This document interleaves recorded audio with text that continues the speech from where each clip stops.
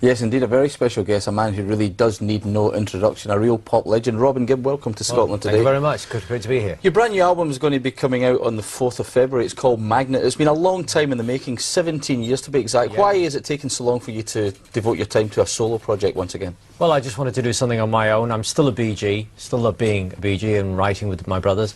I just woke up one day 4 months ago and said, I think I'll make a solo album. So it wasn't something that was actually planned as anything else in my career. So yeah, it's just something spontaneous. I just want to have fun doing it. Now the songs on the record are a mix of brand new compositions and some Robin Gibb classic hits that you've reworked. Was it exciting putting the songs together? How did you choose them? Well, I approached some more R&B black producers from the US, Deacon, and also black producers from Britain, Michael Ellis, and some of them having worked with Michael Jackson as well, and some new young people, songwriters. So I've sort of put a lot of different things together, and I've gone more the R&B route.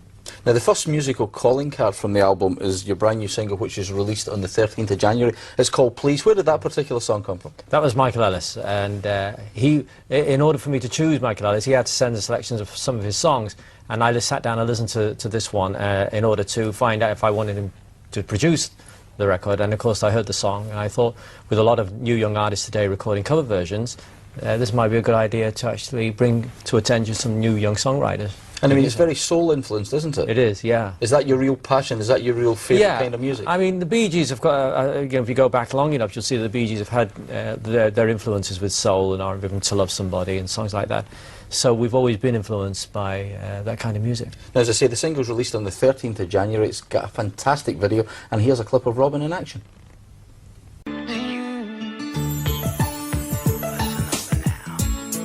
So many words I'd like to say to you. So many words I want to say to you, so listen up now. So many things I'd like to do for you. So many things I want to do to you, so come on now. I count the seconds till you're back by my side. The flame only burns when you're here in my life. You're the only one for me. Please tell me how I'll ever get over you. Oh, I know you're gone, can't believe that it's true. Please tell me how soon I'll stop wanting you.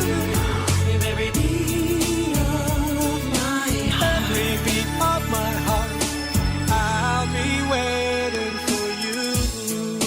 Time after time, my every thought is... Oh yes, definitely.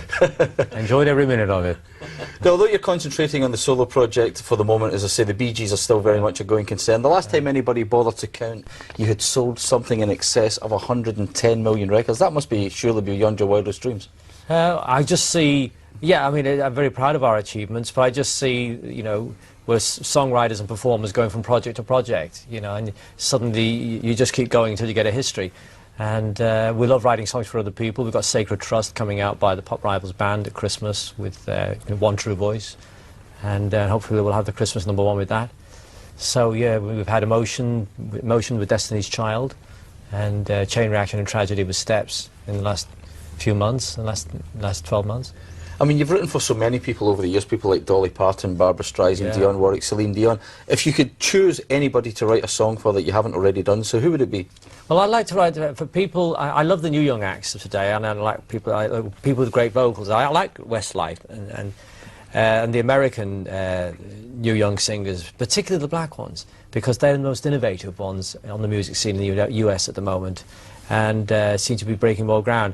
But out of the veteran acts, those are the artists who've been going around a long time, particularly Elton John. I'd like to work on a record with him. But of course he writes as well, you see, so it's difficult when people write their own songs. I mean, what's it like when a young act like Westlife comes out of the woodwork and says that one of the main vocal influences has been the Bee Gees? I mean, you must be dead chuffed about that. Oh, absolutely. I think it's great when you have young people being influenced by your music. And to us, you know, that's a kind of a signal that you've actually hopefully contributed something. Well, there's no way we can have you in the studio without seeing a clip of you and your brothers in action. Here is a classic clip of the Bee Gees. Have a look at this. We want to see it. Go down all the way through. day turns into night. Oh, oh, oh, this is just where I came in. I'll find some, but I'll go anywhere. Yes, I'll go anywhere with you. The Bee Gees in action. It's hard to believe, you know, I don't believe it, even when you're sitting here, that the Bee Gees have had hit records the 60s, 70s, 80s, 90s and into the new millennium. What was it like back in the 60s? Because you were literally rubbing shoulders with the Beatles and the Stones and the whole scene that was going on then. What was London like back then? It was fantastic. It was probably the greatest time, pop music, because remember, British music was dictating everything that was going on in the US at that time too. And not a role it plays today, but in those days it was absolutely the centre of the music world, London. And everything was happening. Music was just at its zenith. And there was a huge revolution going on in the music industry, not just in the music, but in all parts of society. And it was the first generation since World War II to come out, to become teenagers, remember that? And everything was changing. People were losing respect for the old guard, and everything, all the rules were being changed. And really reshaping the world for what it was to become now, you know. Because, I mean, as well as being a singer in a group, you were also a fan. So, I mean, what was it like to go, say, nightclubbing and you'd walk in and well, there you could go was John into, Lennon and Mick Jagger standing you could at the down bar? the Speakeasy in the Cromwellian and see Keith Moon, Pete Townsend, Otis Redding, John Lennon, as you say, Mamas and the Papas, and everybody that was going at the time. There was a great camaraderie, and none of that sort of posing security guards surrounding of pop stars that you have today. I mean, everybody was just out there on their own. Yeah. Of course, the other significant period in the Bee Gees' incredible career has been Saturday Night Fever. Are you just amazed how influential that group of songs became? I mean, yeah, it was a cluster of songs that really had a dramatic effect on people's lives in particular part of the decade, but it seems to have gone on forever, and I think it's fantastic. It's become a part of history. Now, thankfully, you've not come into the studio empty-handed. You've brought some copies of your brand new single. We've got them. We've got them next door, and we've got 5 copies of Robin's new single, which is called "Please," to give away.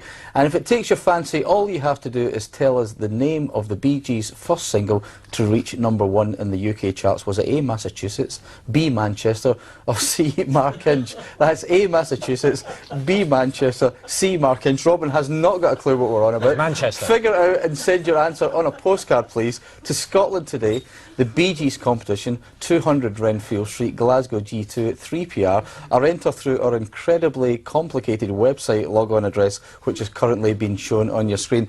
Robin, I'm going to save the best question till last now, because I don't want you to do a Clive Anderson and walk off. Steady but on. it's been at least 20 years since the Bee Gees have performed live in Scotland. So why don't you go back and say to your two brothers, look, we have to get the finger out and come to Scotland in 2003. We're going to try and do that next year, because we're going to start touring in the next 12 months, and Scotland's definitely on the list. Well, you know that if you don't include us in your next tour, we'll come looking for you with a big stick, And don't you're you? going to assassinate us. Yeah. Yes, we are indeed. And you won't get any more chips. All right, then I'll hold you to that. Robin, it's always a pleasure to see you. We'll see you Pleasure next talking year to in you. concert. Thank you very much for coming. Thanks a Back lot. to you, Angus.